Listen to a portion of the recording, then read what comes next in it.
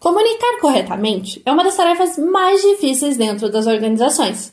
Você já deve ter percebido que certas empresas fazem isso de uma maneira muito superior às outras. Qual é o segredo delas? É isso que vamos revelar nesse episódio do Gestão Descomplicada.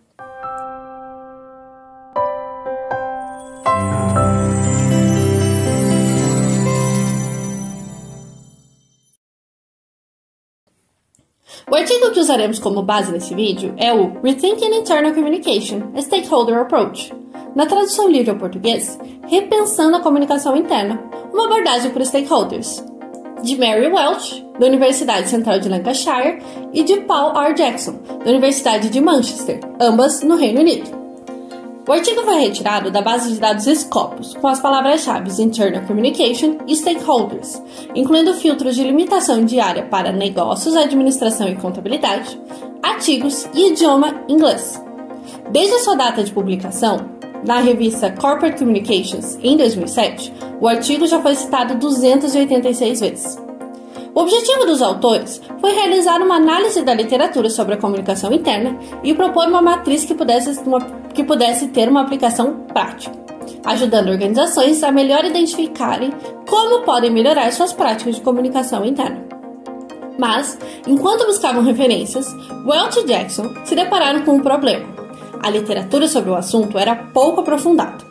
Havia muitas lacunas e, muitas vezes, as discussões sobre o assunto eram repetitivas e não evoluíam a área. Por isso, partiram para a missão de revisar alguns conceitos importantes. E o primeiro deles é comunicação interna. Mas o que é isso?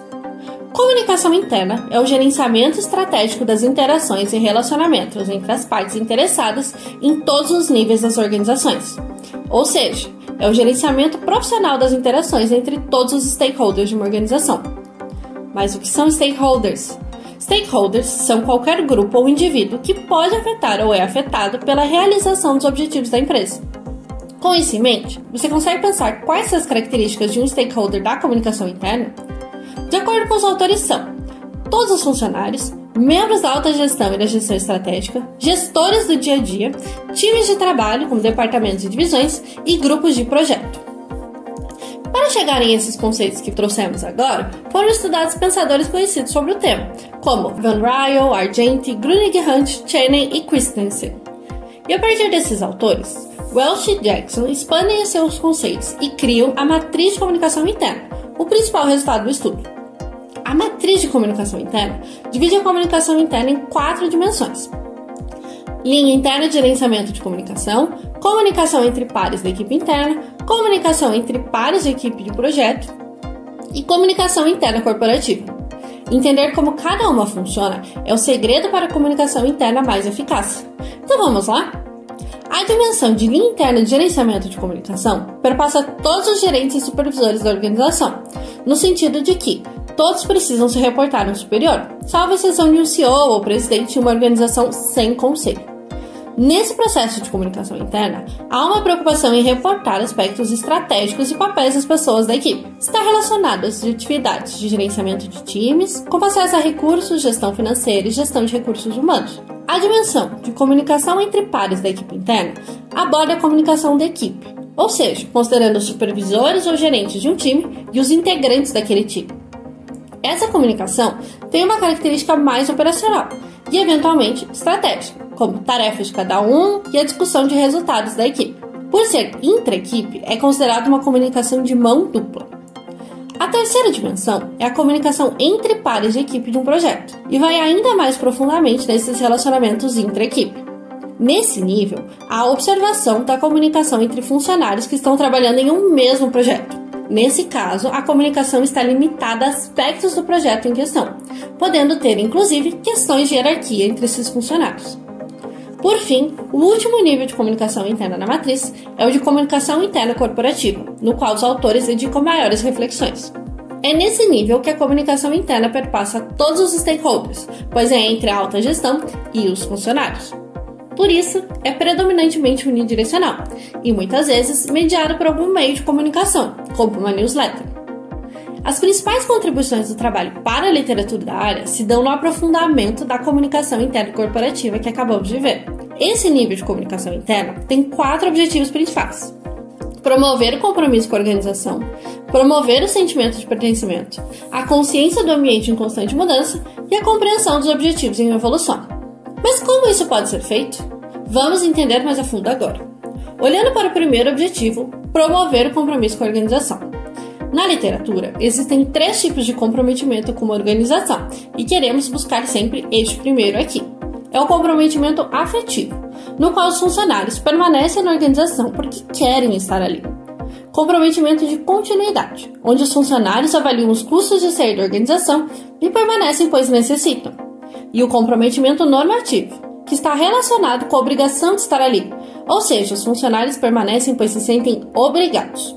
Partindo para a promoção do sentimento de pertencimento, que é descrito como a sensação de ser um nós entre funcionários e organização, os autores apontam que a comunicação interna facilita que os funcionários conheçam aspectos da organização, como valores compartilhados entre si.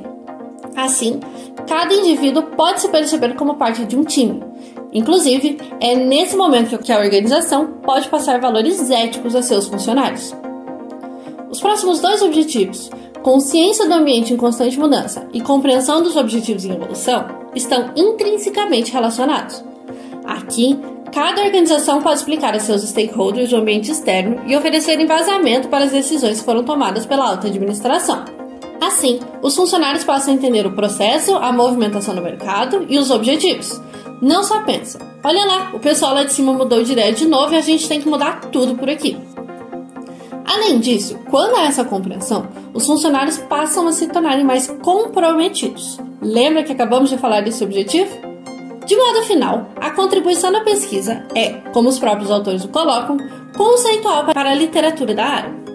Os autores fornecem às organizações uma maneira mais específica de avaliar e mensurar a satisfação na comunicação interna. Isso se dá, pois é possível avaliar como cada um dos níveis de comunicação interna está sendo percebido.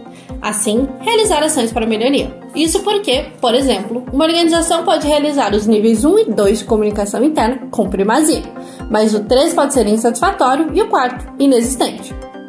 Agora, vamos olhar um pouco para a pesquisa em si. A primeira limitação da pesquisa e a principal é que ela é 100% teórica. Dessa forma, não há validação de que essa proposição da matriz de comunicação interna de fato seja aplicável às organizações. Os autores não apontam de maneira clara indicações de futuras pesquisas. No entanto, é possível inferir pelas repetições no texto de que uma futura pesquisa seria aprofundar ainda mais a matriz de comunicação interna. Além disso, há também, como mencionado antes, a dúvida de como o modelo poderia ser aplicado em uma organização real, podendo ser uma futura pesquisa. Indo além, um estudo pode ser aprofundado ao aplicar em organizações reais e de diferentes segmentos, como indústrias, ONGs e governos. Esse estudo pode ser replicado em outros locais ao analisar a literatura local sobre a comunicação interna. Assim, um outro estudo poderia ainda trazer um comparativo entre como cada país e região enxerga a comunicação interna na sua literatura.